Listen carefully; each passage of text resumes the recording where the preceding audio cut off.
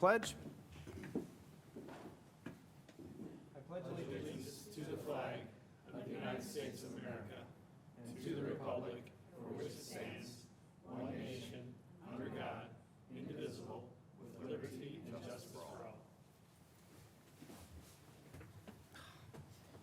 All right, call the roll. Here. Trustee Spurling. Here. Trustee Bauman. Here. Trustee Youngerman. Here. Trustee Marisak. Here. Trustee Betzinger. All right, we're all here this evening. Moving on to our first item is public participation, public comment. Is there any member of the public that's in the audience today that wishes to make public comment? That's not on the agenda otherwise. I don't see anyone. Is there anybody on Zoom wishing to make public comment? Just John.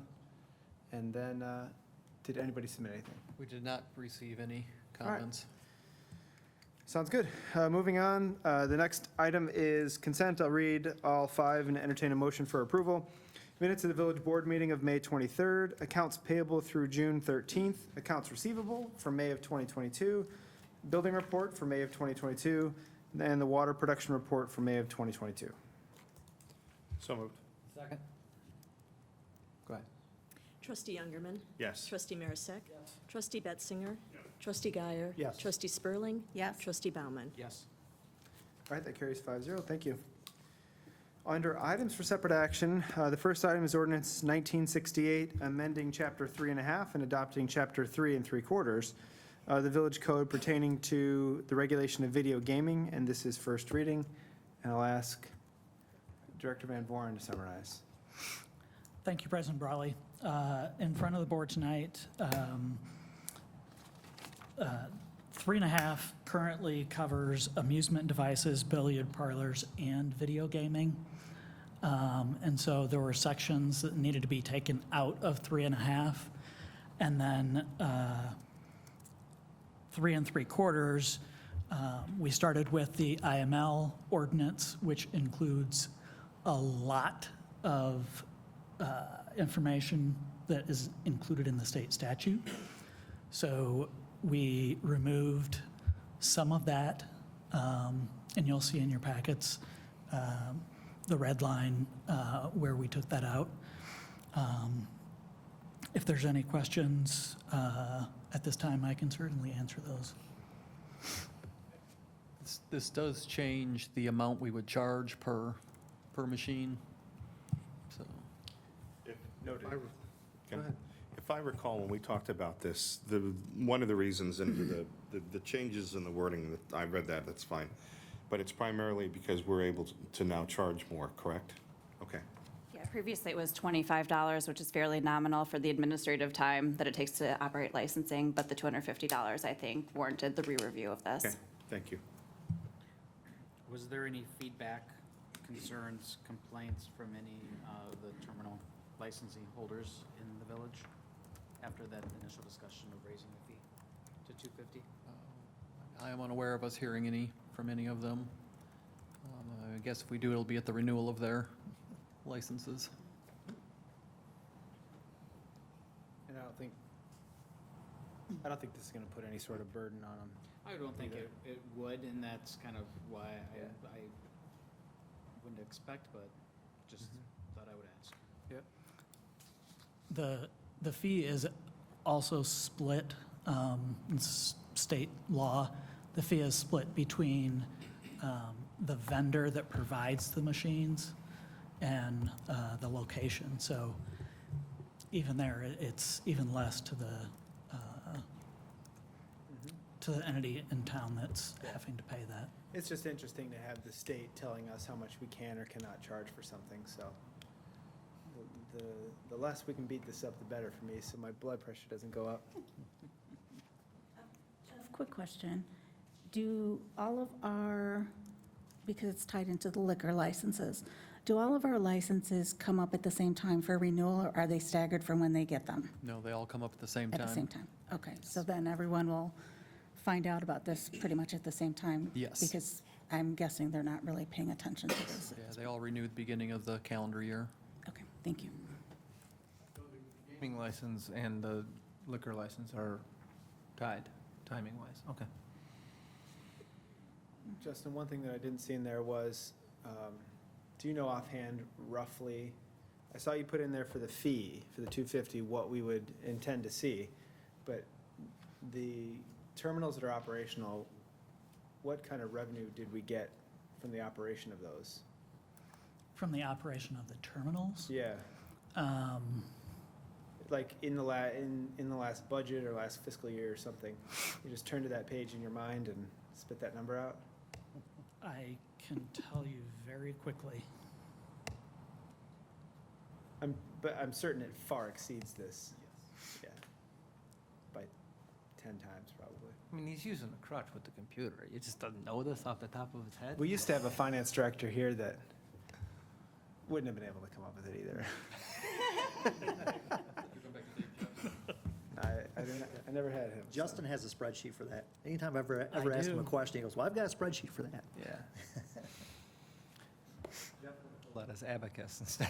Yeah, I'm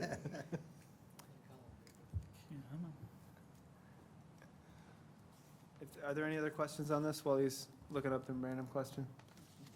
Okay. Is there a motion? So moved. Second? Go ahead. Trustee Marisak. Yes. Trustee Betzinger. Yes. Trustee Guyer. Yes. Trustee Spurling. It's first reading, so we can't take action. So all of you missed that just like I did. Sorry about that. Follow my leader right off the cliff. Exactly. Thank you. Any objection to putting this on consent, by the way, before we get back to Not Justin? considering you got 6 yeses. Right, we already, all right. The dollar amount that we received from May of 21 through April of 22 was $231,000. Sweet. Okay. All right. That'll be on consent for a future meeting. Thank you. Oh, Okay. the state got 1.4 during From that same ours. time, from that same Yeah, machines. in our town. Yes, Yep. just for nuts. reference. I used to look that up and then I stopped because it was frustrating to see how much money people are willing to gamble in the terminals in our Well, town. the nice thing is the state just threw us a bone with the extra money for the terminal. The fee. 250. You know, that was nice. Yep. All right, moving on. We got item B is a recommendation of the Planning Commission, or Planning and Zoning Commission, for PZC 2022-008, a variance request for the Douglas Road car wash. Go ahead. Okay. The petitioner is proposing to build approximately 5,000 square foot car wash on parcel that's just south of the cemetery at Montgomery and Douglas Roads. They are proposing, it'll have 3 pay lanes, 30 vacuum stalls. It's a drive-through car wash, similar to what Gas and Wash is doing, and Fuller's and everything. So that's going to have 1 access point, though, off of Douglas Road. It does require a variance. The proposed driveway is going to be 36 feet wide to accommodate for 3 lanes, so it'll have 2 exit lanes and then the 1 entrance lane. That's why it's coming up to the 36 feet wide. Our maximum in the UDO is 26 feet for commercial properties. Therefore, they're requesting the variance from that standard. The Planning and Zoning Commission held their public hearing on June 2nd and voted 4-0 to recommend approval of the variance with conditions, which are outlined in the report and are outlined in the ordinance that's before you for first reading tonight. We also have the petitioners here if you have any specific questions related to the variance request or the project. Perfect. Any questions? And the car wash itself is permitted by right? Yes, car washes are a permitted use in the B2. Perfect.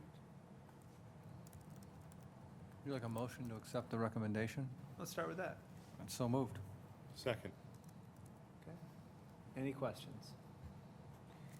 I would just state that I'm happy to see that the development team is still willing to go forward on the car wash portion,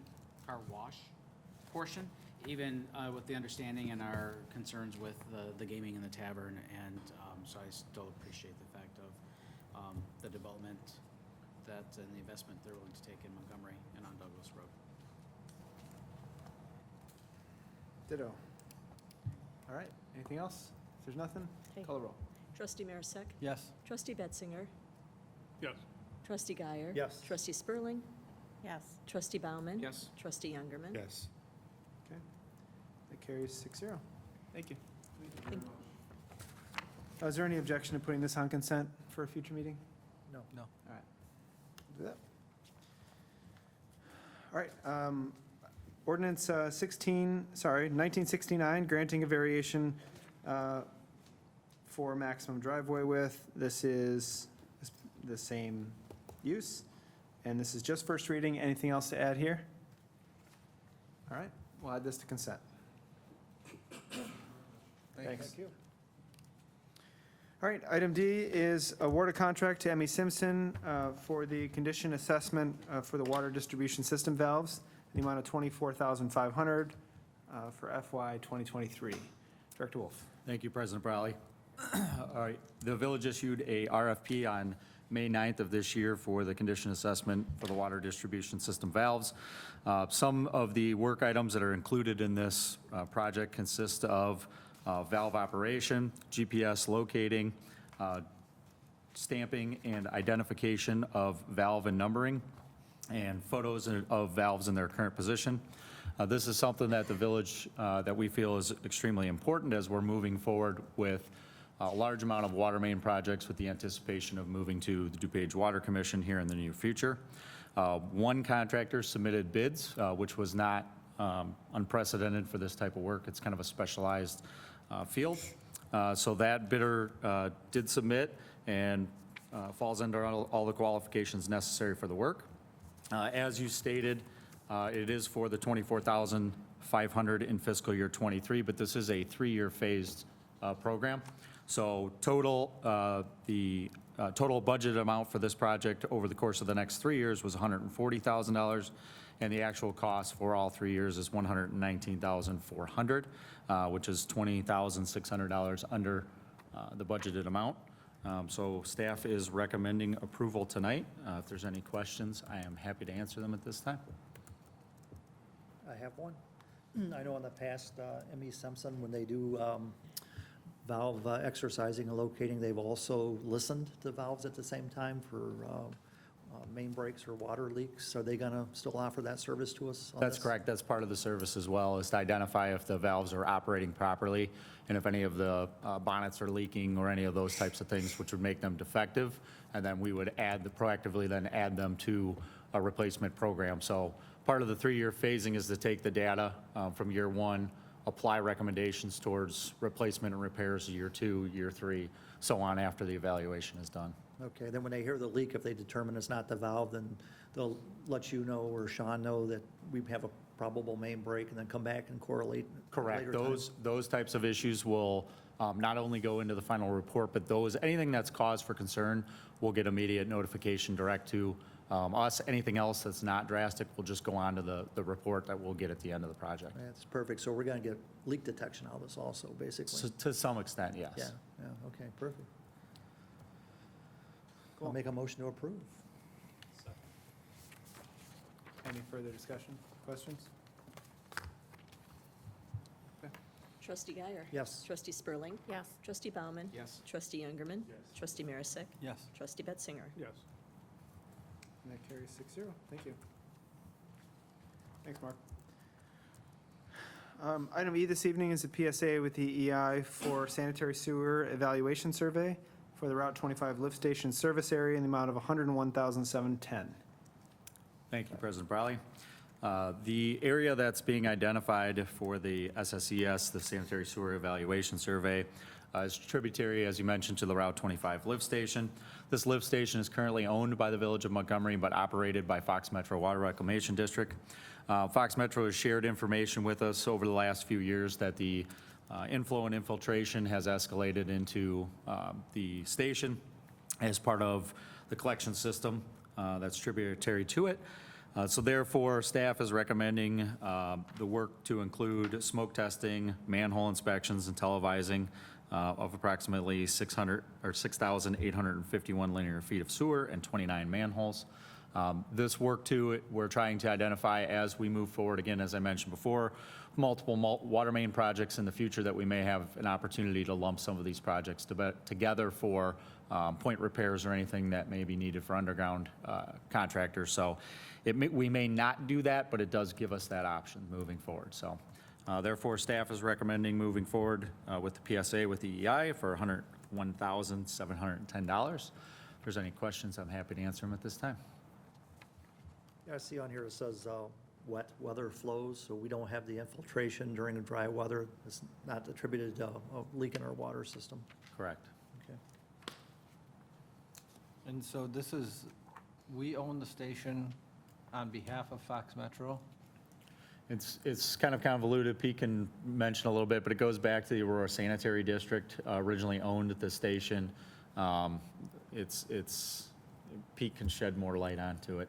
So it's a local lift station that Fox Metro has been maintaining on behalf of the village for as long as I know. It only serves the Village of Montgomery residents. Generally, Fox Metro only operates regional lift stations. So Jefferson Street is another one that we own. We're going to have a swap here at some point where they take Jefferson and we officially take Route 25. But this should be the village's station because it only serves village residents. It's not, a regional station where it serves multiple communities. The concern here is obviously to protect our residents because when you have excessive inflow during a storm, if the pumps can't, keep up, then you have problems with potential backup. So we want to try to reduce this infiltration so we can be in a better position to protect residents in the large storm events. The other thing that you worry about is loss of power, and again, it's serviced by Fox Metro. They've been very good about being responsive and taking care of it, but I think we want to have every advantage and make sure that we have the minimum amount of water coming into the system that we can. So. Thank you. All right. Motion to approve? Go ahead. Okay, trustee Guyer. Yes. Trustee Spurling. Yes. Trustee Bauman. Yes. Trustee Youngerman. Yes. Trustee Marisak. Yes. Trustee Betzinger. Yes. All right, that passes 6-0. Thank you. Item F is a PSA with EEI for well number 11 rehab work in the amount of $29,570. Director Wolf? Thank you, President Browley. So well number 11 rehabilitation falls under our proactive approach of general maintenance to all of the wells within the Village of Montgomery. Well 11, I believe the last time was performed a rehabilitation in 2011. So it's reached its point in which we have determined that it needs to be pulled for rehabilitation. This is one of the shallow wells that the village utilizes. Pumps directly into the lime softening plant located, the well itself, I'm sorry, is located on River Street. So this is a PSA for EEI to provide plan specifications and construction services for this project. If there's any questions, I'm happy to answer them at this time. Thanks. Anything? Is there a potential to lower the depth on this one? It's something we look at every time we pull a well. We'll go back, look at the records and see. There's limitations with these shallow wells, but we'd certainly look at it. Okay, yeah, because I know in the past, when we get in the dry spells, it's only like 12 inches above the pump, so. Yeah, it's a tough one. Okay. Make a motion to approve? Second? Go ahead. Trustee Guyer. Yes. Trustee Spurling. Yes. Trustee Bauman. Yes. Trustee Youngerman. Yes. Trustee Marisak. Yes. Trustee Betzinger. Yes. That carries, thanks. All right, item G tonight is ordinance 1967, proposing the establishment of SSA 42 for Ricky Rocket subdivision. This is second reading. Director Apt. Yes, so this establishes the new, doesn't establish, it proposes a new SSA for the Ricky Rocket subdivision. It also establishes the public hearing date for it. I apologize, I forgot to ask for waiver of first reading on the last one, so we do have to update the public hearing date. So pardon me, the ordinance before you has a new public hearing date of September 12th, which changed from July 25th because the delay kind of threw off meeting the statutory requirements for that. So the ordinance before you tonight does establish September 12th as the public hearing date for that, and then after that, we'll be able to do the establishment ordinance. Perfect. Any questions? I have a question. This SSA, will it remain dormant, or is it actually going to be used to maintain? Is it a situation where if they're not maintaining, we then charge them and, Correct, so it would be more of a backup SSA. okay, thank you. So moved. Second? Any further discussion? All right, call the roll. Trustee Youngerman. Yes. Trustee Marisak. Yes. Trustee Betzinger. Yes. Trustee Guyer. Yes. Trustee Spurling. Yes. Trustee Bauman.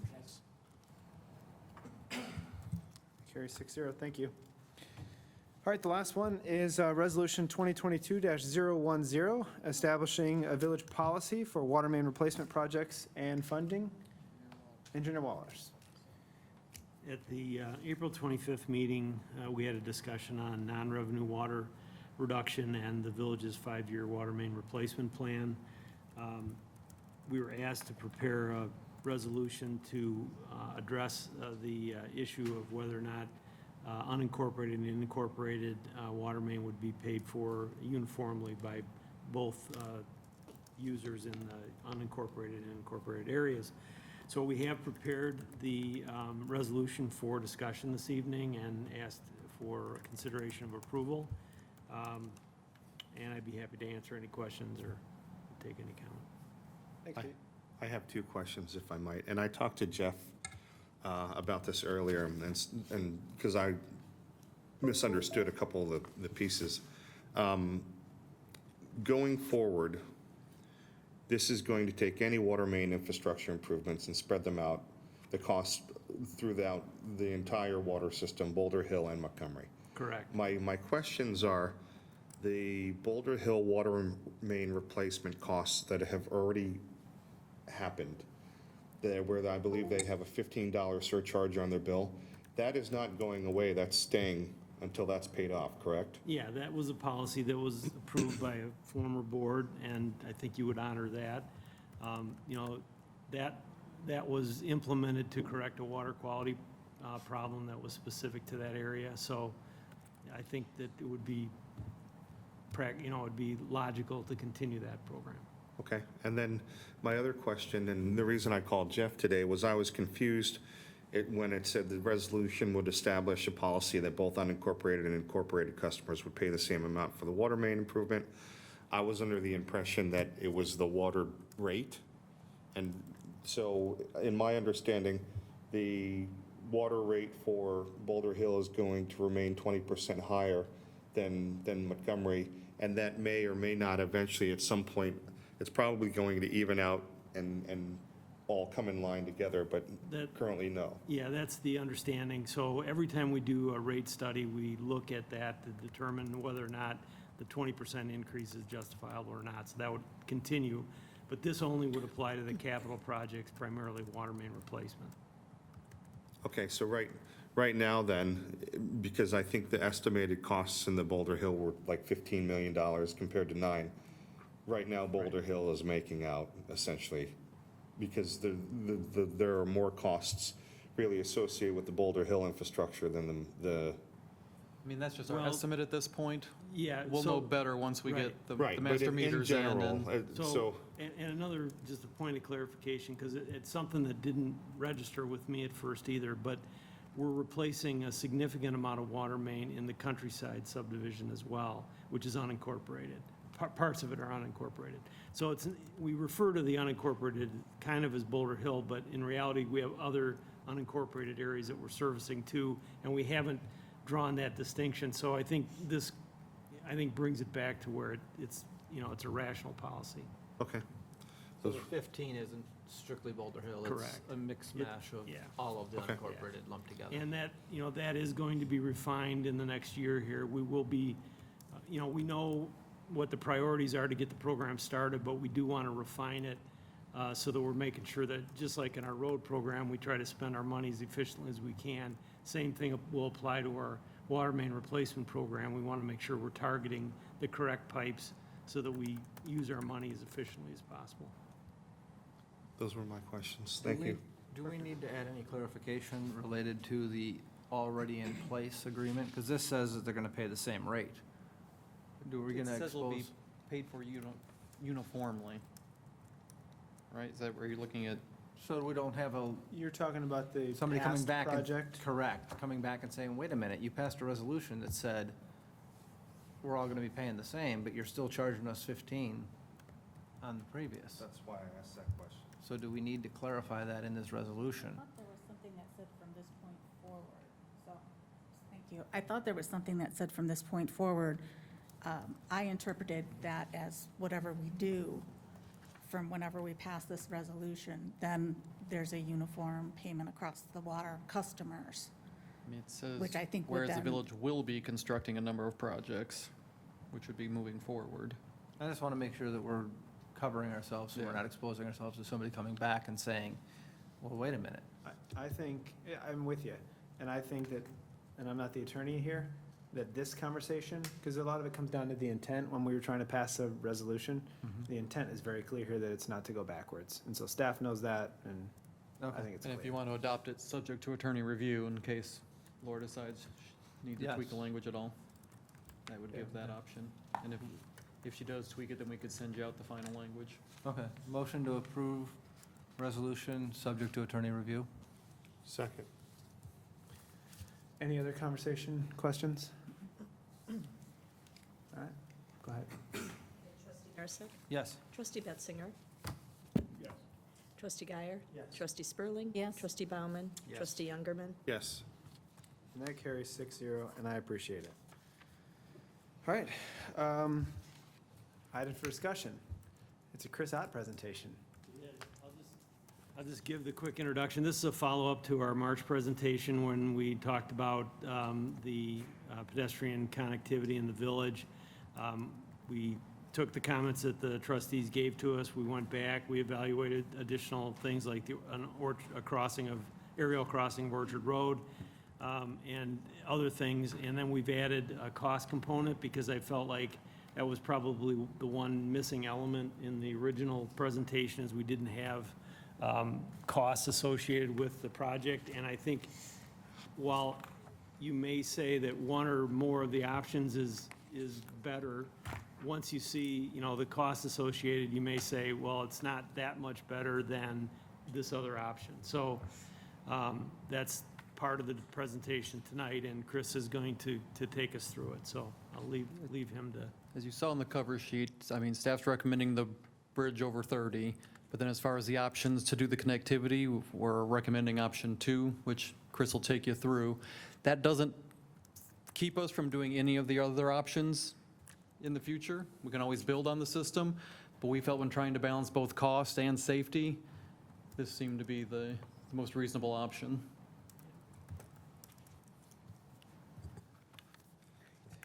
I hear that your efficiency with PowerPoint presentations is amazing, so I'll try and go through it as fast as I can. I need to share the screen, Sonia, or no? Okay. So, should be good, right? Should be good, right? Minimize this so it takes up less room if you want. And then we'll get rid of that. Awesome, thank you. Okay. All right, so as Pete said, we're just going to follow up from the discussion that was already previously done. So the agenda, we'll go through the existing shared use path system that is in the area, go through the 5 different options that we're proposing or that we looked into and provided costs for. As Pete said, we did look at the Orchard Road, pedestrian bridge that was brought up, and we felt that just with the existing businesses that out there, that there's not enough room to put that in that area. And then we'll go through the cost summary of the options, some funding and cost assistance options that are available, what the next steps were, and then any questions or comments that the board might have. So just going through the existing shared use path system, the red paths here are existing paths that are owned and maintained by the Village of Montgomery. This next slide will bring in stuff that's owned by the county and other municipalities. And then this is kind of the final version of, it's got Park District and Forest Reserve paths. So kind of what we took was take this map here and figure out, all right, well, where are some connectivity issues? And it's pretty clear that there's issues. We got good connectivity over here other than, a more safe, above grade crossing instead of going across Route 30. So that's where option 1 was identified, which is the pedestrian bridge. And then the other options were, how can we connect people from the west side of town to try and get downtown to the Fox River Trail, where you can go up and down the Fox River. So as stated, option 1 is the Route 30 pedestrian bridge. So we would utilize currently a piece of property that's owned by the HOA to put the bridge in, and then some property from Fox Valley Park District, and then go across the ComEd right-of-way to tie into the existing path that exists in the ComEd right-of-way and the new path that we just put in a couple years ago to connect the Fairfield-Foxmore neighborhood over to Stewart Sports Complex. So the pros and cons, I'll be going through pros and cons of each option and detailing some of the, difficulties in some of these options. So there'll be some aerial images of some areas where we have some concerns of, constructability and other issues. So the pros of the bridge, that provides an above-grade crossing over Route 30, which would allow connects the subdivision south and north of US Route 30 safely to Stewart Sports Complex for the people from the south to the north. And then if there's people from the north that would like to get to the south, provides them an above-grade crossing where you don't have to go to a traffic signal and go across lanes of traffic with high-speed traffic as well. Also allows for the village to potentially do some gateway signage with Village Montgomery on the bridge as a way, your entrance into town. And then there is grant funding assistance that is available. The cons would be there's going to be heavy coordination with IDOT, with it being on a IDOT route, and coordinating with having to build the bridge with the US Route 30 future expansion in mind. So we're going to want to, coordinate with them. There's going to be coordination with ComEd to do a lease agreement, because we're going to have to go on their property to connect the path into the existing path. There obviously will be future bridge maintenance that the village would have to budget for, and then there's going to be land acquisition that's going to need to be done. So the zoomed-in version will kind of show, there's the HOA property here. That would be the idea of where we would touch the bridge down on the south side and connect into the existing sidewalk here, go across the ComEd right away with a lease agreement, and then we would work with Fox Valley Park District to get an easement or right away to connect this path in. And then this is just a couple examples of some pedestrian bridges in the area and what you can do. This is the Virgil Gilman Bridge over Galena Boulevard, just outside between Sugar Grove and Aurora, and that's kind of where you can see Fox Valley Park District's got their logo and their name on it. You could do something similar for the Village of Montgomery, or this is a little bit more simpler bridge, which is over McCoy Drive in the city of Aurora. I have a question. Yep. If I might. The pedestrian bridge is shown on your slide right now. On the north side of 30, does that go down into the actual bridge itself? Is it coming into ComEd property? No. The actual bridge on the south side or the north side, I'm sorry? The north side. No, the north side, the ComEd property ends right here. At You that can kind line? of see a line that's right Okay. there. This would be Fox Valley Park. Everything on the north side would be on Fox Valley Park District Okay. property. I know how difficult it was last time, so. And the only connection on the south to ComEd is just to connect the paths. So we'd just be crossing on ComEd to make the connection to the bike path. Do you? Well, and that was my other question. Do you think it'll be easier now to make this one happen because we've got the first one? We had better success south of 30 with ComEd than we did north of 30, so I don't know if there's a different group operating, but, we put storm sewer in south of 30, didn't have much trouble, and we put a bike path along there as well. So I think, we'll see, what happens, but I know we can do it. Okay. Thank you. So option 2 would be to go through Stewart Sports Complex to the north and tie into existing paths that would allow you to get to the Gilman Trail, and then do an on-street bike path on North River Street from basically Mill Street to the north to Ashland. So all the options that we have also do show kind of what it would look like if we did option 1 with it as well. And then there's also some connectivity that we would do to the south on this that would have to be coordinated with Kendall County and the village of Oswego. So kind of getting into the pros and cons, this would be the least expensive option of between options 2 through 5.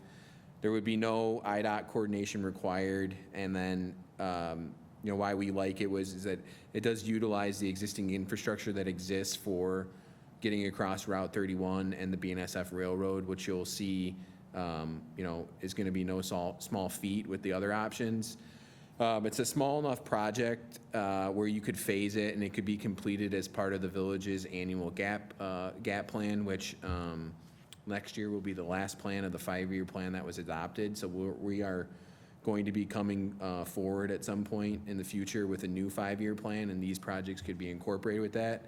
And because of that, you wouldn't be required to do a phase 1 or really have to do any need any grant funding assistance for this option.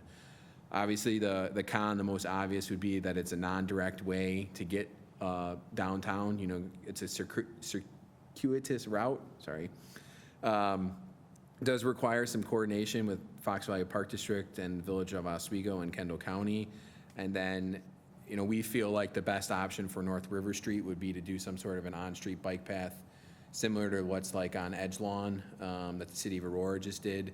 Just feel like with the existing houses on the east side and the cemetery on the west side, that putting in a dedicated 10-foot path would be difficult and not as cost-effective as just widening the road and putting in dedicated bike lanes or doing shared lanes. So this just kind of shows you some of the, you know, you got the driveways on the east side, there's the cemetery on the west, and there's a pretty steep hill. I'm sure you guys are familiar with that. That would be, you know, that's our concern. And then there's a lot of mature trees, obviously, that are there too. And then as we get downtown here in front of Village Hall, there's some space constraints as well, with where getting in a 10-foot dedicated path would be difficult, and that's where we think doing the bike lanes and the on-street bike for the whole thing would be the best route to go. So that's option 2. Option 3 would be to do the Stewart Sports Complex connection, similar to option 2, and then utilize Alcott Road as the way forward to get from Orchard to downtown. So you got your section here through Stewart Sports Complex, utilizing the existing path around Jericho Lake. You'd then go down the existing path on Orchard, and then we would put in a new path on Alcott, Webster, going across Route 31 and the BNSF Railroad crossing, and then it would be an on-street bike path from Mill Street down to the south to the connection down by the Route 30 bridge there. So the pros, that's the most direct route. I think it's the shortest route, utilizing you know, some sort of a road path to use.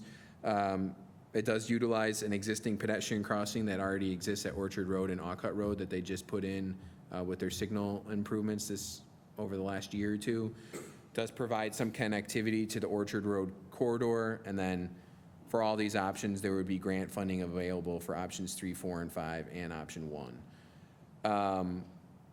The cons would be there's conflicts with the industrial entrances on Alcott Road, with a lot of truck traffic going in and out of those areas. Do have to get across the BNSF Railroad, 3 tracks there at Webster.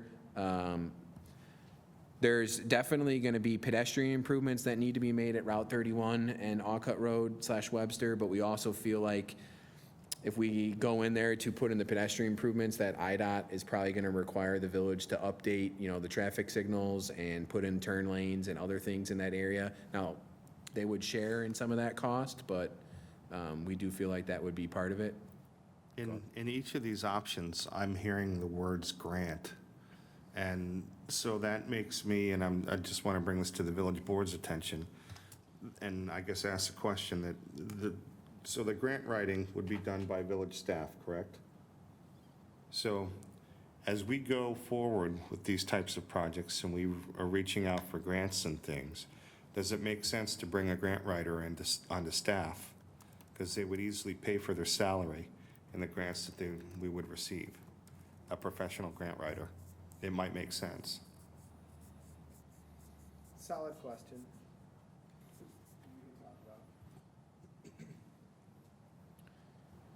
Go ahead. This option would require some right-of-way acquisition on Alcott Road, which would need to be required if we ultimately move forward with some of the Alcott Road widening anyways, as part of any of the TIF-related improvements. You'll see on one of the exhibits, there is 3 floodplains that will need to be crossed on Alcott Road, which is not, just causes additional cost and permitting that needs to be done. And then this does have one of the higher project costs of the options. So this is an aerial of the existing intersection of Alcott Road and Route 31, as well as the BNSF rail crossing. So, long-term, I think the village recognizes that this leg of Alcott Road probably needs to be updated regardless of pedestrian improvements. We feel like there's a chance that IDOT would require us to possibly put in a right turn lane here on the southbound leg of Route 31, and then all the traffic signals would need to be upgraded. Pedestrian crossing would need to be put in, and there would have to be an interconnect with the rail crossing as well. And then obviously we'd have to get a pedestrian crossing put in to get across the 3 rail system, the 3 rails as well. And then another part of that would be that we'd probably have to reinvestigate the existing quiet zone that exists, because the quiet zone was put in with the basis that there is little to zero pedestrian traffic. So that would need to be reinvestigated, and additional improvements might need to be done associated with the quiet zone as well. I have a question. Yep. Don't we have plans for widening of Alcott Road in the future? How far into the future are those plans? So the study that was done as part of the TIF indicated that the area west of Commerce would definitely warrant a 3-lane section, and that's the proposed plan.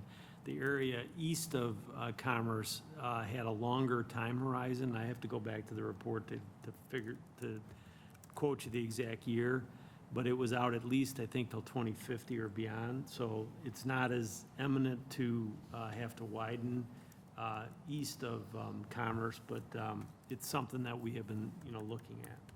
Okay, but what's the 3-lane, or the stuff that's west of Commerce? What's the projection for that timeline? That was something that was warranted. Again, Doug, I don't have the year that it was warranted. So I'll have to go back and answer that question for you, but it was a shorter time horizon, like a 20-year time horizon. Okay, and then don't we have plans with the regional basin? We do. To fix some of this floodplain problem that is mentioned here, about the cost of that? Isn't that part of the regional basin? We're not so much, fixing the floodplain problem as we are trying to manage it. We're trying to consolidate the areas that flood so that that we can utilize more land in the TIF to have economic development. We're going to have a safe crossing at Alcott of the floodplain so that the Alcott Road doesn't flood during high events. We could, add additional area along that crossing to accommodate a bike path. So it's not that it can't be done, it's just that it's a cost that has to be, addressed and dealt with. Okay. Because then the other option is you're almost going into Aurora to get to, and the goal is to get to downtown. Well, you're going pretty far out of the way. True. To get to downtown. It doesn't seem like a very viable solution to try to drive traffic to downtown. If you had an e-bike, you could do it. So it is not great, right? Right. I mean, and the other thing, and the reason we've gone to option 2 is being, and you could call it an interim solution. It completes path. It isn't ideal, but it does get you to the downtown. And let's just take, for example, the Route 31 interchange. You know, we hate to go into that interchange ahead of IDOT, because if they're planning to do work on Route 31 and do upgrades, we'd rather go with them so that they're carrying the load and we're just adding some things that we need. Maybe an enhanced pedestrian crossing or things like that. So we're not being saddled with the idea that we're gonna have to do the lanes, we're gonna have to do all that stuff. So, I don't wanna get ahead of things, but if we go with option 2, it can be done quickly, relatively quickly. Doesn't preclude us from doing any of the other alternatives in the future. And, to me, we've always tried to be opportunist and take advantage of when other agencies are doing something, let's go with them and then, work with them. Same way with improvements to Ockett, as we make those and start to do them, we can, leave room or accommodate for that future bike path. If we go to Ockett, if we go to a different, location we've talked about. But I guess that's all I'm saying is keep an open mind, selecting, implementing the Ockett Road project is going to be a challenge, for sure. And there's going to be a lot of work, to get that in a position where we can actually build it. So I'd rather not, let's go through the entire presentation and then make some decisions on how we want to go forward. That's fine. So one question I had is, when we do widen Alcott Road, in whichever direction it is, will we require just sidewalk on one side or either? Or? So we're doing some preliminary engineering as part of the first phase of the TIF improvements, where we're going to try to address some of those questions.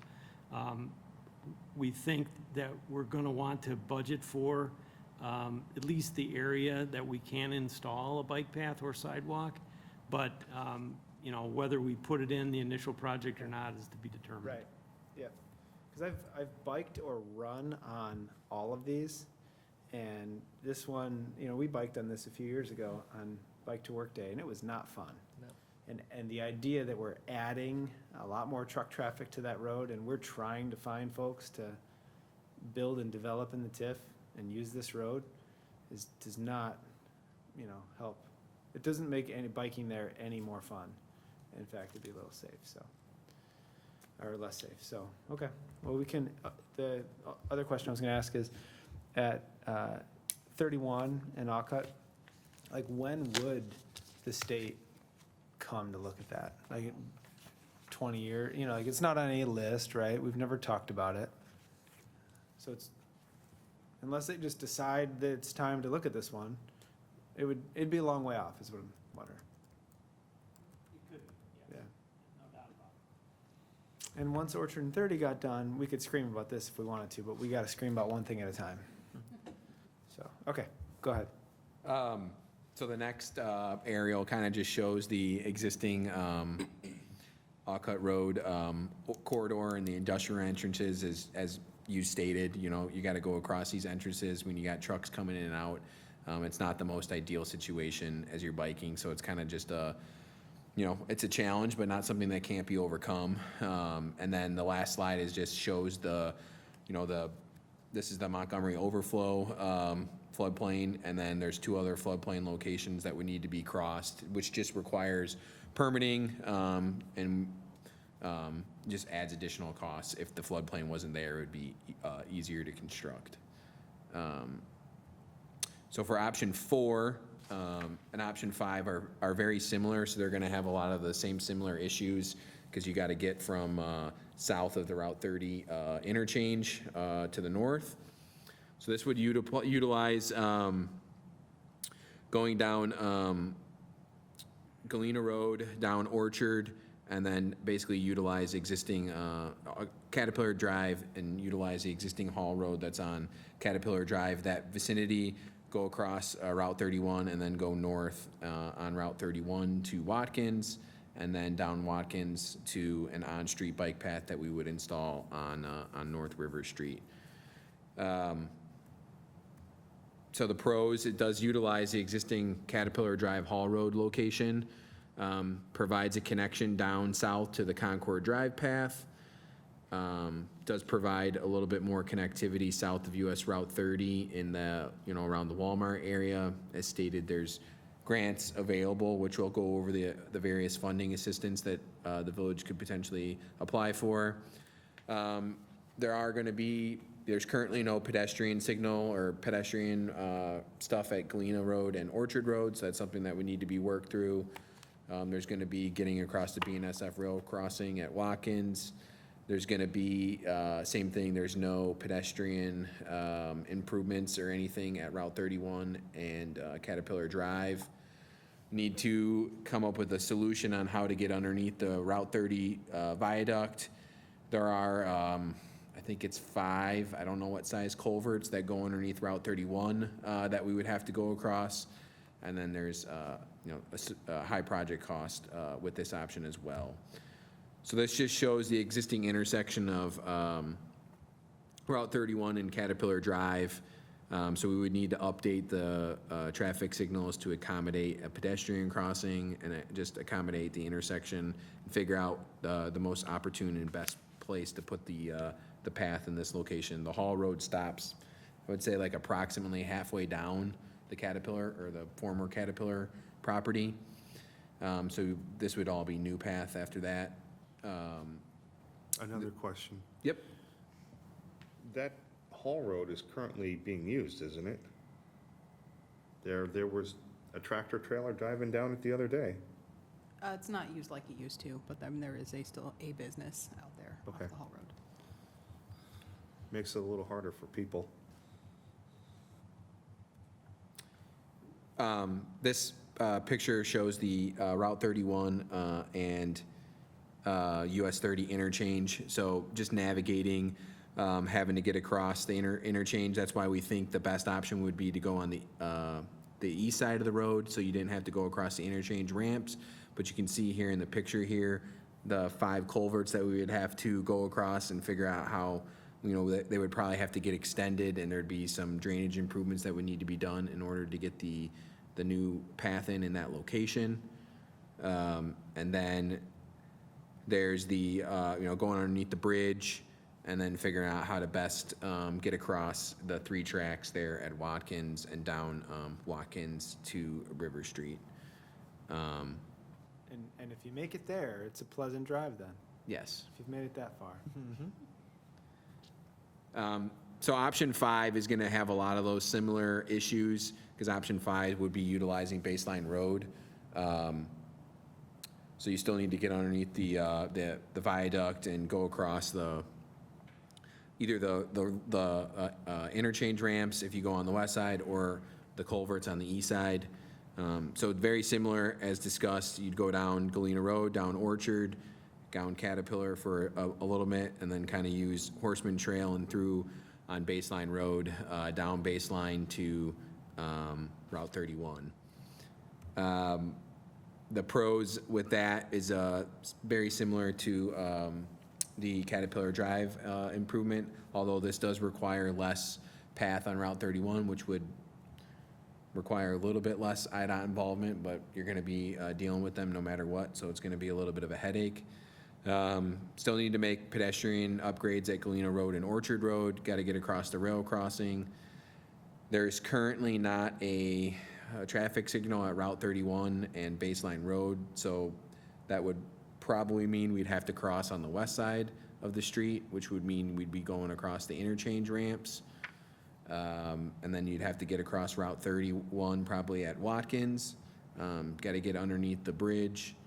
There would be some right-of-way acquisition that needs to get done on Baseline Road, because it's pretty tight. The right-of-way on Baseline Road's pretty tight. If we go on the west or east side, we got to deal with the Route 31 culverts, and then there's, a high cost associated with this option as well. So similar aerials as the other one, other than we have to figure out how to get from Baseline to the north. So most likely, with this median being here, we'd have to go on the west side of the street and go across these interchange ramps, which would require signal upgrades there and signal upgrades at the Watkins intersection. And then this next slide kind of just shows the existing baseline corridor. You've got houses here on the south side, and there's power poles on the north side, which means we'd probably shoot towards putting the path on the south side. And there's, there's some space limitations, and some right-of-way would most likely be required in order to put the path in on the south side.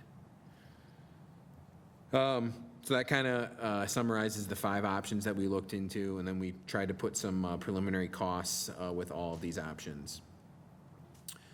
And then it also shows the various different funding sources that are available. So there's the total project cost listed here in this column.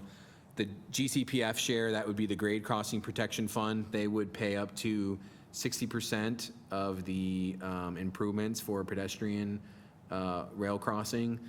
There's currently one that's getting done in the area. They're estimating that would be about $1.2 million to put the improvements in. So that 60%, that's what that $720,000 would be the Grade Crossing Protection Fund share, and then the village would be on the hook for the rest.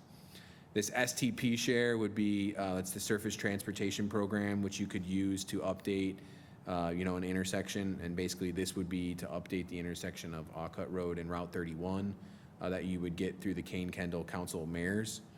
Then there's ITAP/TAP, which is, I'll get into what those mean, but they're for bike path connectivity grants that you can get, and they cover up to a $2 million maximum. And then there's the Village of Montgomery share of the project as well. So I'm assuming, the column on the right is probably the one that most people are interested in. For option 2, the Stewart Sports Complex and River Street, the costs are about equal. The River Street improvement, I think, is like $300,000 and a little bit of money, and then the rest of it would be the Stewart Sports Complex portion. Couple things to note, for option 2, it doesn't show any costs related to improvements in the Village of Oswego or Orchard Road, because I'm assuming we would work with them to have them, install that stuff, and work with the county to put the bike path in along Orchard Road. Because we're in the preliminary stage, it was hard to come up with a cost for the right-of-way acquisition, so that's not included as well. And then obviously, as discussed, option 1 could be added to any of the options 2 through 5, if so desired. Any questions related to the costs? Right. So funding and cost assistance options. So as discussed, the Grade Crossing Protection Fund, that's a fund that was created that has $39 million of funding annually. You can utilize it to fund railroad pedestrian crossings.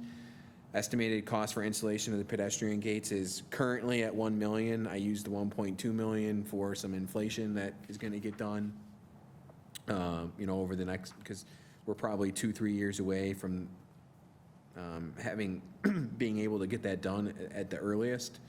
Has 60% reimbursement for construction-related improvements, and then the Grade Crossing Protection Fund has a call for projects every year. Your application is held for 5 years, but right now, their program for the next 5 years is determined. If there's funding that becomes available, you could squeeze in 1 year, or you could add your funding at the end of, for the next year, basically. The CMAQ/TAP, that's the Congestion Mitigation Air Quality or Transportation Alternative Program. That has a call for projects every 2 years. The next call would be would probably come out this fall or early next year. And that is scored based on a variety of different things. There's a regional greenways plan that was put together. So it talks about you get points for how closely you're connecting or doing something on that plan. You get points for project readiness, which is where moving forward with the phase 1 ahead of the funding would be beneficial for the village. And then there's some safety and attractiveness points, and then transit availability index, which is essentially how many people you're going to take off the road that would be going to and from work, essentially. So if your and how long does a phase 1 take usually? 18 to 24 months, I would say, and then probably another 12 months for phase 2 usually. I would say the earliest for option 1 3, 4, and 5 would be anywhere from 3 to 4 years. Right, like, just to submit for the CMAC, it would be the 2025 call, probably. Well, yeah, you could do the 2023 call, but I don't, your phase 1 would be completed, so you probably wouldn't get the bonus points for that. So yeah, I mean, realistically, I think you'd have a better shot at getting funding for a 2025 call. Yeah, okay, cool. And then they do have 80% reimbursement for phase 2, phase 3, and construction. So, for the next one, what happened? Is the ITEP funding, which is the Illinois Surface Transportation Enhancement Program. That's scored based on connectivity, again, project readiness, and then similarly, how, strength of, what they call strength of transportation relationship, which is how many bikes and how often it would be used, essentially. You do get extra points for a completed phase 1. They offer 80% reimbursement for phase 2, phase 3, and construction-related expenses. They do offer 50% reimbursement for right-of-way acquisition, and then there's a $2 million maximum award for one single project. Similarly, this would be, next call for projects would be in line with the CMAQ and TAP funding, which would be 2022 or 2023. And I'm assuming nobody else is going to be submitting for any of the grants at that time? Correct. Yeah. Okay. Yeah, I'm sure, as you all know, these are all competitively based, and, they would be ranked against other projects and determined that way. STP is the Service Transportation Program, which the village has utilized to get various resurfacing projects completed, such as Alcott Road, LAFO, and Briarcliff, and that's the program that we submitted the grants on for the Concord Drive resurfacing. That got approved. The phase 1 and phase 2 got approved by the board in May. So that's scored based on regional impact, safety improvements, the traffic volume, and then your multimodal components. Now, this would only be utilized for the improvements at the intersection of Route 31 and Alcott Road. It wouldn't be utilized for any portion of that, other portion of that project. For that grant, you do get bonus points if you've got a completed phase 1 and a complete streets policy. The village does already have a complete streets policy, so you have that done. There's a $2.5 million maximum award, but the KKCOM policies is that if you are doing work involved with a state route, they will only pay for 50% of the improvements. Then you would have to work with the state to try and get them to pay for, any of their possible share of the improvements. The phase 1 would be 100%. On all these options, the phase 1 would be 100% locally funded. They do fund phase 2 and right-of-way at a 50-50 split, and then the construction in phase 3 would be at a 70-30 split. And the next call for they just had a call for projects for this, for 2023 through 2027. The next call for projects would be in 2024, and would most likely be looking for funding in like 2028 or 2029. So that the intersection improvements would be a pretty far, because the funding is basically spoken for right now through 2027 with this new call for projects that we just had. I have a question for you. Yep. And I apologize if I've missed this. With the exception of this ITEP, are all of these the other programs then state programs? Is the money coming from the state? Is it Fed? Where would the money be coming from? The majority of the Grade Crossing Protection Fund is state funded through MFT funding. Okay. The CMAQ and TAP funding is going to be federally funded. STP is federally funded. And ITEP, I would have to get back to you. I think it's a combination of federal funds and state funds. Okay, thank you. But they all require to follow, they're all required to follow very similar requirements, and you got to follow the federal requirements for all of these improvements since they're getting processed through IDOT. So I have another question. It's kind of a continuation of my first question about the grant writer. and I'll ask this in general of staff, and I'll ask you, Tom, as well, because of your position with the Park District. Does the Park District have a grant writer on staff? We do The, not. Other agencies do. is there, are we more apt or more likely to get a grant awarded to us if we have like, for lack of a term, a professional grant writer do this? And is it of something where, you know, I can draw a landscape design, right? But I'm not a landscape designer. A landscape designer can do a much better job than I can. Same with the grant writing.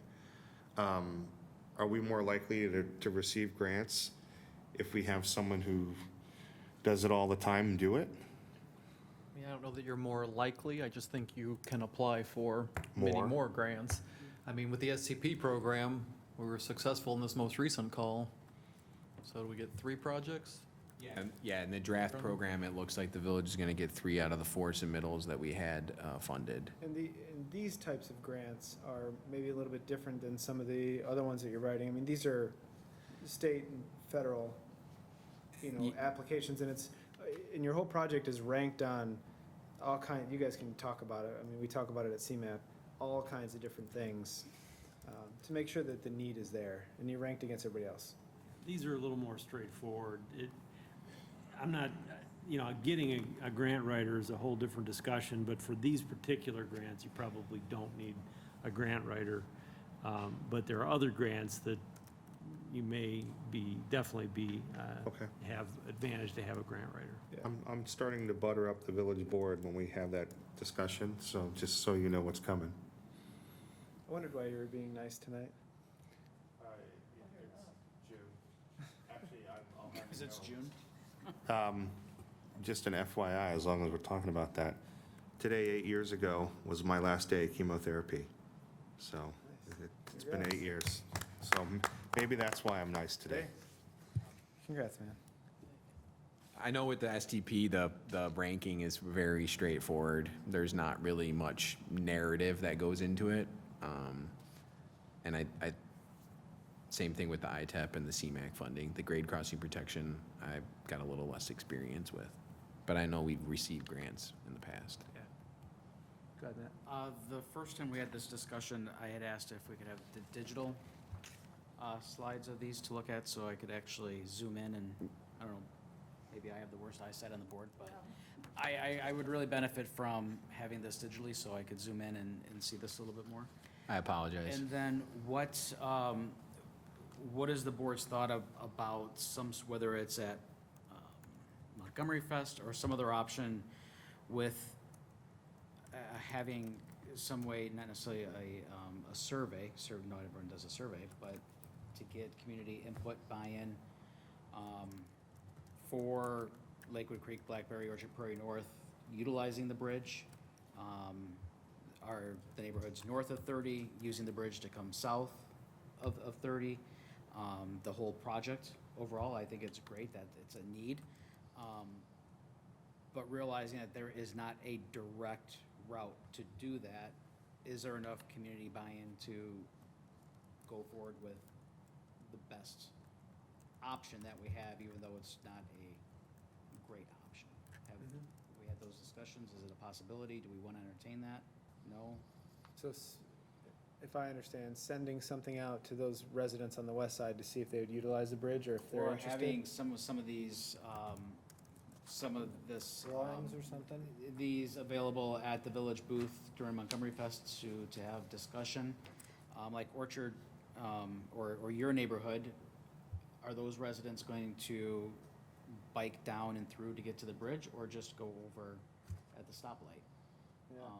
I mean, I would let my son cross on the bridge, but not. We cross together on crossing. It's a heavy lift, and when they widen it, it's going to be worse. Right. So I understand what you're saying, to see if there's a perceived value from the residents for the dollars. It is. The idea of being able to hop on our bike and get directly east to west, that has tremendous value. But seeing that really there is no really great logistical way to do that, Yeah. is it worth the investment, the money, the time to go for. I just want to make sure we've got the buy-in from the community and it's going to Yeah. be a resource that's used. So the big, and curious to hear everybody else's thoughts on it, the big ticket would be a bridge over US 30. And so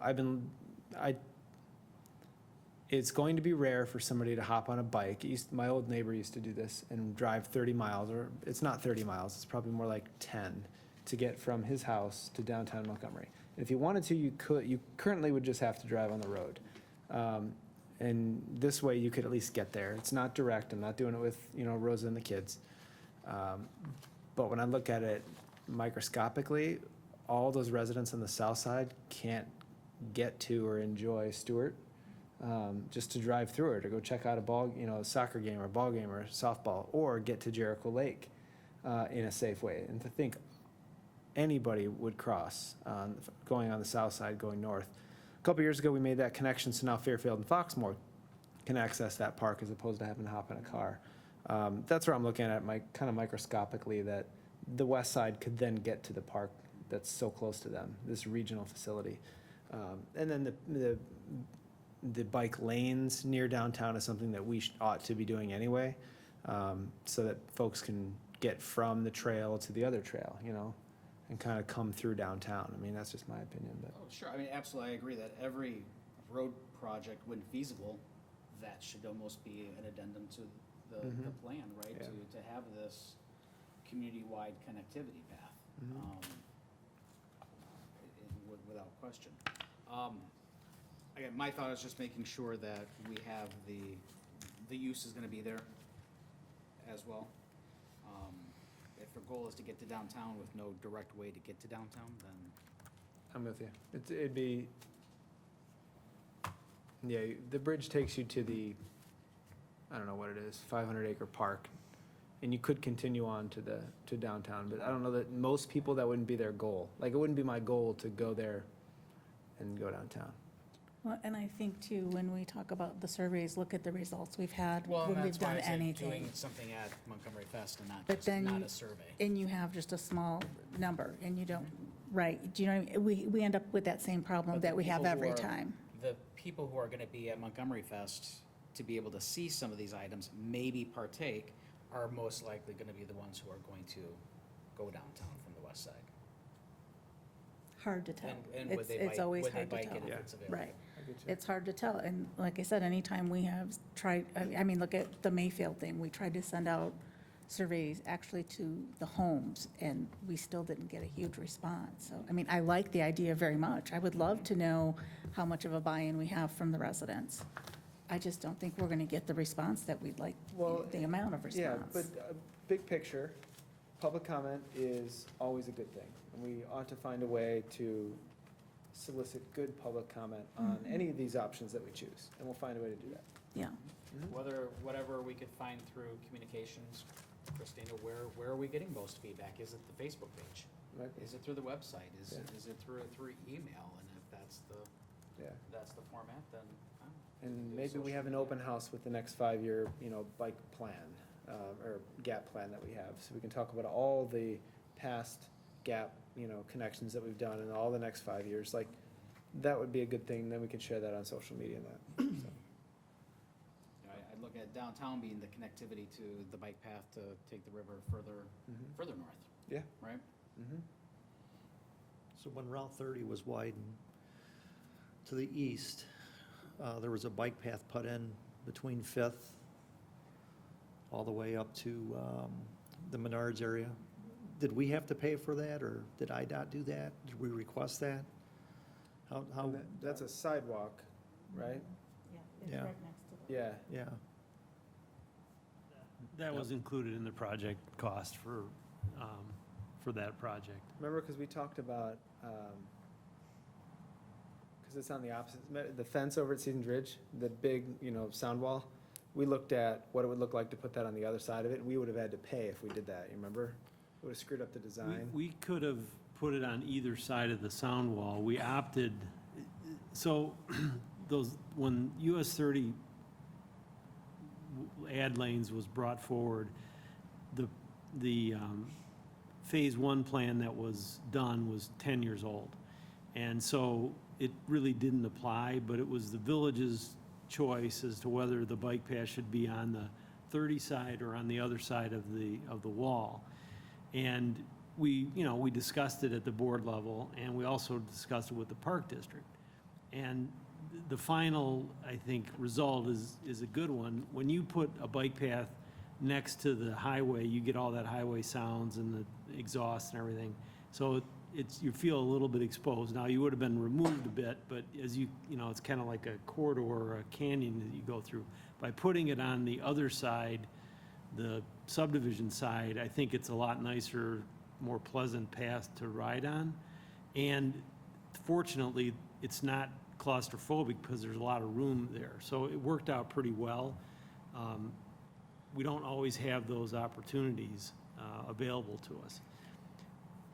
I don't think my first choice would have been a carriage sidewalk for Route 30, but if you recall, we really didn't have a choice on that. And again, it was because the Phase 1 was so old, and they were, their main mission was to get the improvements to 30 completed, so.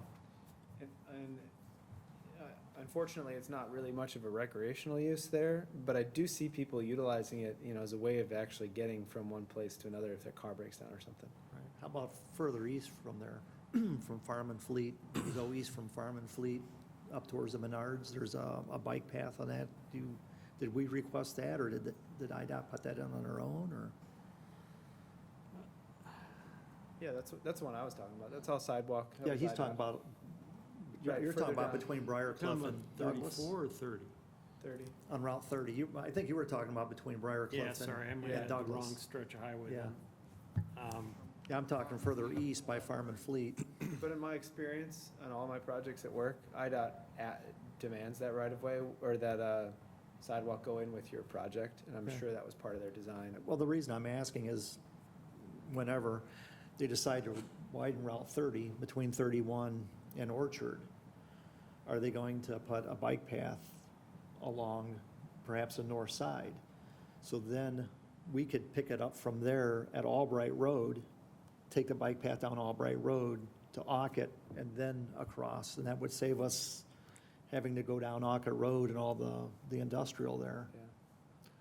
When, We know what the section's gonna look like for yeah, 30 on the west side. we know what the cross-section is, and if I remember correctly, weren't there bike paths associated with that I think there's cross-section? sidewalk, Yeah. but it's not a bike path. It wasn't a bike path that kind of went up, it was on, I believe, the south side, up against our neighborhood.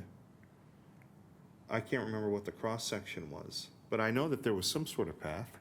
Yeah. And that would serve to get you from, 47 to Orchard. If that does go in, even if it's a sidewalk, you get from one point A to point B, and I still think it's great. Is it sidewalk or path? I think it's bike path. That's what I thought, yeah. They usually put in bike paths. Now that I'm thinking, I think it was bike path, and I want to say it was about 10 feet away from the road. Right. There was Yep. a little bit of a buffer. Because we Because I didn't remember like talking about the one along 30. the east side with the sidewalk right off of right off of 30, because we felt it was a little dangerous. Right. Okay. Because if they could get us, when they widen Route 30, bike path up to, where Albright is, then, yeah, we could, if it's on the north side of 30 in that area, we could just pick it up, take the bike path down Albright to Ockett, and then hopefully by then they've done the redesign on 31 Webster Ockett, And he said by Menards. intersection. Yeah, and I think we're all getting to the same point without saying it, that the Cat Drive and Alcott projects are not, I'm not interested in those, Right. honestly. I think even if we invited people to drive there, it would still not be the best situation for recreational, bike traffic. I think the option 1 and 2 makes the most sense with the dollars that we have, or at least, continuing with that. Looks like it's $2 million or less, depending on, again, too, we have to have a partner with the Fox Valley Park District on this, to do some path on their property, and potentially there's some opportunities for some cost sharing. I wouldn't want to get ahead of them on that, but Alcott, Caterpillar, it's cost prohibitive, honestly, at this point. Maybe at some point in the future, it gets considered by a future board.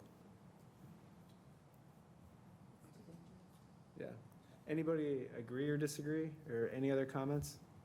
I'm just trying to steer a little bit, but I really do want to hear what your concerns I'm good are. with the bridge, the rest of it. I'm not sure that we're gaining a whole lot. The bike path leading all the way up into Aurora to loop back around with, under the pretext of it's gonna help drive traffic to downtown. It's not gonna drive traffic to downtown. It's got nothing to do other than connecting up to that bike path. So call it what it is. It's not leading Yeah. anybody to downtown. And There's no way to get to downtown on a bike. I mean, there is. There's no off-street way. Correct. Mhm. So, the rest of it, and again, the costs are prohibitive. Maybe in the future, like Dan's talking about, when they widen 30, there might be a better path, or maybe it's a Nell Road coming in the back way, or Rochester, if there's a way to put a bike path in through the back way where there's less traffic, Yeah. where we could avoid some of the rail crossings and things. But And again, don't feel like you're being negative on it too, because it's not bad to look at multiple options and determine that some of them just are terrible and throw them out, or at least put a pin in it for 10, Yeah. 20 years from now. for $700,000, I wouldn't, option 2 to me isn't a good spend of the money for what Put it what it in brings. Stewart. If, Yeah. Yeah. if there was a bike path on the north side of Orchid Road now, it wouldn't be so bad. But we know that we want to develop that, and truck traffic is going to increase. The entry exits are going to increase, and so it's more and more dangerous. Baseline Road, I think less traffic, but it's not necessarily where you want to go if you want to get downtown. What about, and Cat? What do you think about Cat? I like, the cat idea is better, but as you've still got to navigate 31. Yeah. You know what And is the nice tracks. about the CAT option? Is one of the things that you mentioned, Chris, was how many people stop driving to work? Well, with the expansion that US Glove is talking about in the future, you could bike to work if you worked at the Right. grid. You Yep. would have the opportunity to bike to work from Foxmore Fairfield, Lakewood Yeah. Creek, Blackberry Crossing. It would afford you the opportunity to ride your bike to work there or from downtown with an option that way. That would play into that option. But again, it's a large industrial area. But I've ridden the Gilman Trail, and there's some areas of that aren't real great either. They're not scenic, but they get you from point A to point B with connectivity. So I would lean towards putting a pin in it and looking at the CAT option possibly in the future. Yeah, there's a stretch of that, of Cat Drive, that's great, when you're on the Hall Road, and it's wonderful. It's just getting across highways, rail, I've looked at it so much when I should be working during the day, that I just can't figure it out. Tom? Similar, Alcott's non-starter for me. I'm not as opposed to CAT in the future as you might be, if we can figure out that 30 and the rail. Option 2, I think like Doug said, I agree, we can't fool ourselves in thinking anybody's coming downtown riding that path. Do we have a estimated mileage from Fairfield or anywhere going that route through Stewart and around and up and down? Off the top of my head, no, but I can definitely get it figured out and send it out to everyone. Like, I'm guessing that's 14 miles, 13 miles, something like that? Is that the ballpark you're on that? That's what I would have It's guessed. gotta I be. would say it's close to 10, Yeah. maybe more. Again, if you're riding an e-bike in the future, it wouldn't be too bad. No But- motorized bicycles. Pat on will the- run it this weekend and like tell you the anybody listens to distance. that. Like, we bike a lot as a family. I mean, just for some, sorry to cut you off, sorry. go ahead. The perspective, the Alcott Road section is like, from Alcott, from Orchard to River Street is like 9,000 feet. So that's 1.8 miles, just that stretch. Sure. So, yeah, I mean, it's probably close to 10 or Yeah, I was gonna more, say, it's maybe. gotta be. I'm not opposed actually to the dollar amount attached to 2 for the connectivity that it brings short-term, with the potential somebody smarter than us can figure out how to continue to help get us from the west side to the east side. So I'm in favor. I think the pedestrian bridge would get more use than probably we would expect. We cross at 30 at the traffic, and it's hectic. Which one do you cross? Usually It depends, because both. Yeah. I mean, we'll cross at the PD, and then we'll cross west of that. It just kind of depends on what route we go when we leave the house. And that's sketch, and we ride a lot.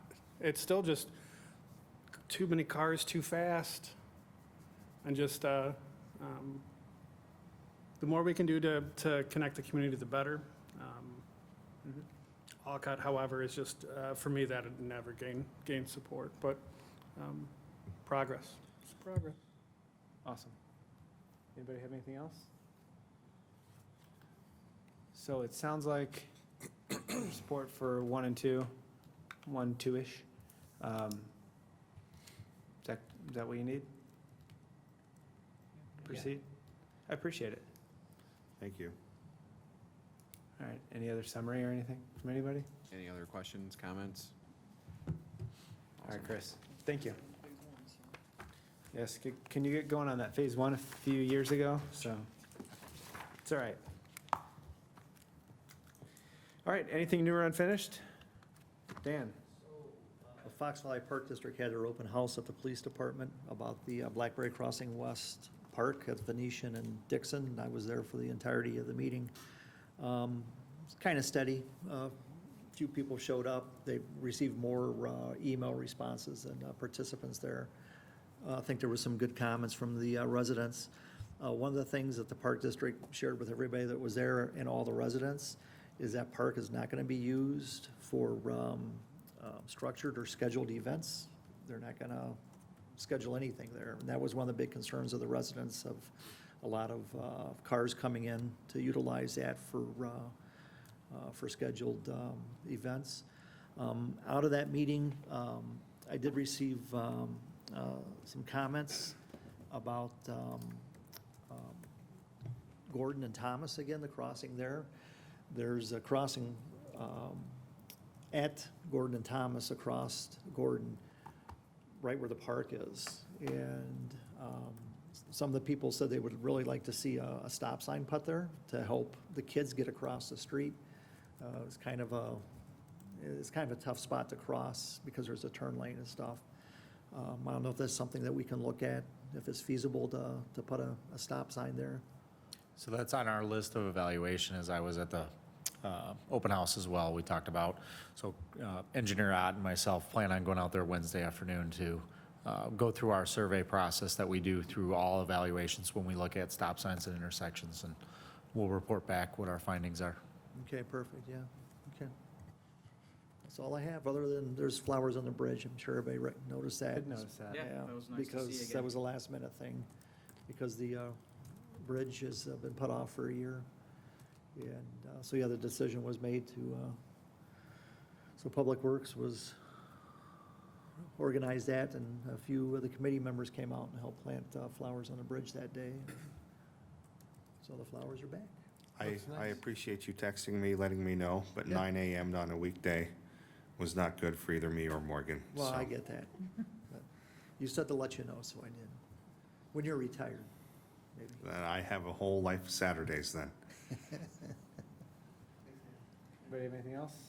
The food truck event seemed pretty well attended. We did take the opportunity to go down. I think at the time, 8 of the 11, we were expecting 11, I believe, were there.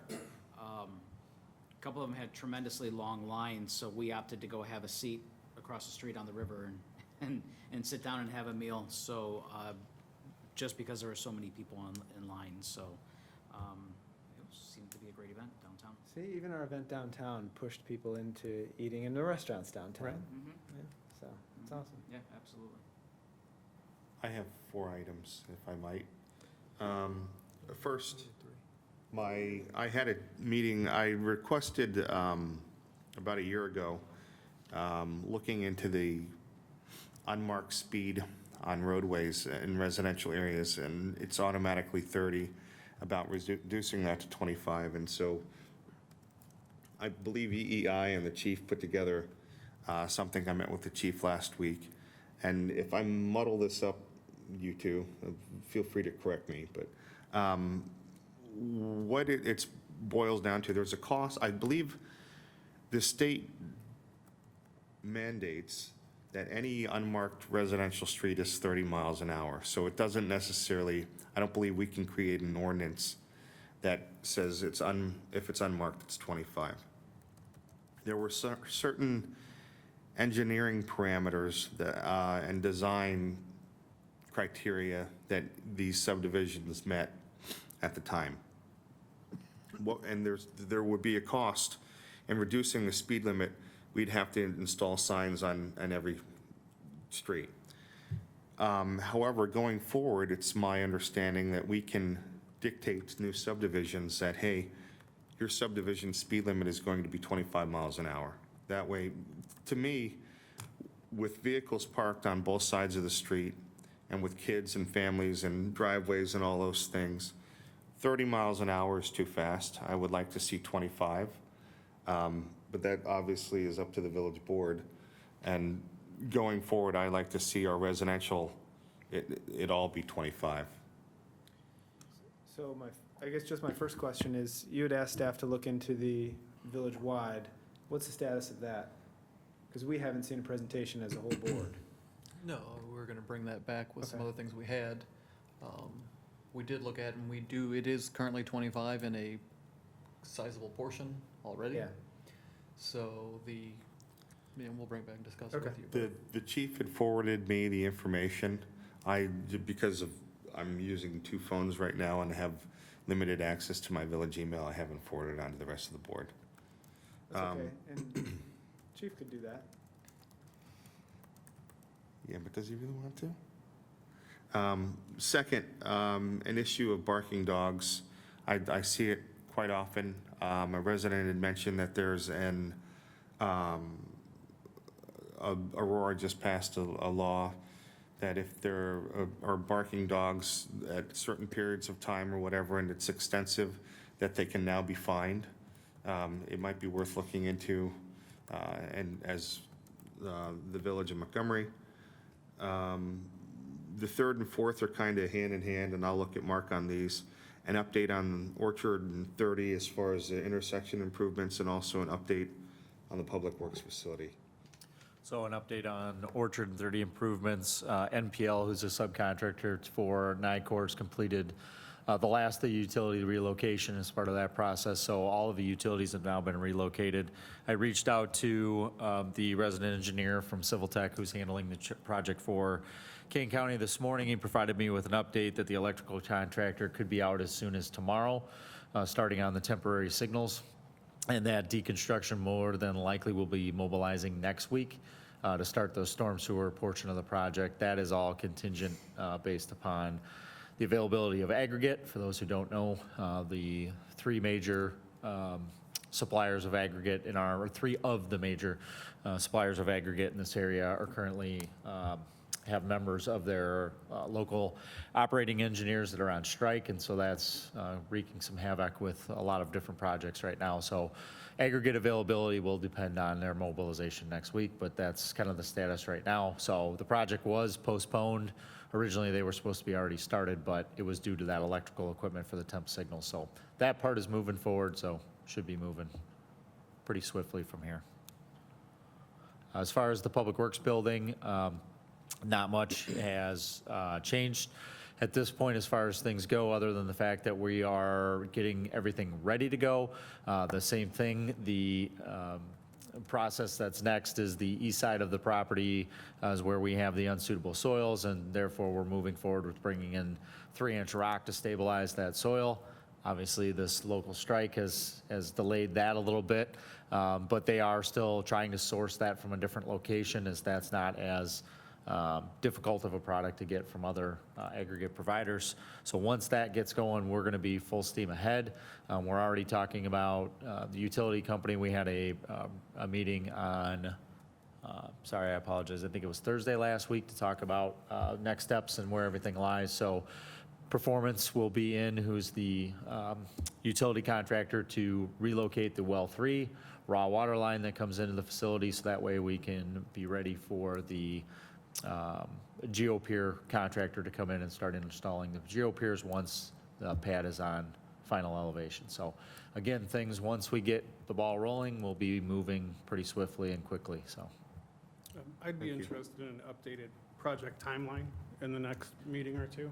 So that is something that Camosi talked about, and we will get out to the board here. They're waiting for Winninger, who's the earth-moving contractor, to actually get that process started to bring in 3-inch rock before they commit, which was probably a good call on their part with the strike coming in. That delayed things a little bit, so. Okay. So well 4 is still down. Well 4 is down. We have been submitting samples to the city of Aurora to get that well back online from its rehab. We did a superchlorination of that well, so we've had too numerous to count on our samples that we've been getting. So, but it's trending back. Now we've hit lower counts, so we're confident or trending towards we're going to get passing samples this week, which will be perfect timeline for us to get well 4 back into production in the lime softening plant and be able to take well 3 down for that relocation of the raw line. So fingers crossed. Right, so you're not going to do the relocation of the raw line until you have 4 back up? Correct. I have Yeah, a we- question, if I may, related to the water quality report. When is it due to, we post that? Yeah, that's posted, that's mandated through IEPA. That's posted on the water bill. That goes out for the June water bills, and that we provide a link, so residents can click on or go on to that link, type in that URL code. That will take them directly to the CCR, provide them access to it. Thank you. Sweet. Anything else? All right, future meetings, the next 2, Committee of the Whole and Intergov are canceled, is that correct? And we'll have village board meeting on Monday, June 27th at 7 PM in this room. Any questions on that? All right, now I'll entertain a motion to go into executive session so we can discuss the minutes of meetings pursuant to ILCS 120/2C21. And we will report back after. So moved. Second. Go ahead. Trustee Youngerman. Yes. Trustee Marisak. Yes. Trustee Betzinger. Yes. Trustee Guyer. Yes. Trustee Spurling. Yes. Trustee Bauman. Yes. All right, we'll be back. 2-minute back. I know, it doesn't look like it's coming. See, now we're gonna wait for everyone to sit down, just to be polite. I didn't want to start without you, I know. All right, I'll call the meeting back to order, and for items for separate action, we have a report on closed session minutes. At this time, we're not recommending to release any of those minutes, so there's no action. Motion to adjourn? So moved. Call the roll. Trustee Youngerman. Yes. Trustee Marisak. Yes. Trustee Betzinger. Yes. Trustee Guyer. Yes. Trustee Spurling. Yes. Trustee Bauman. Yes. And we're adjourned. Thank you. And how do I turn, why won't this go on?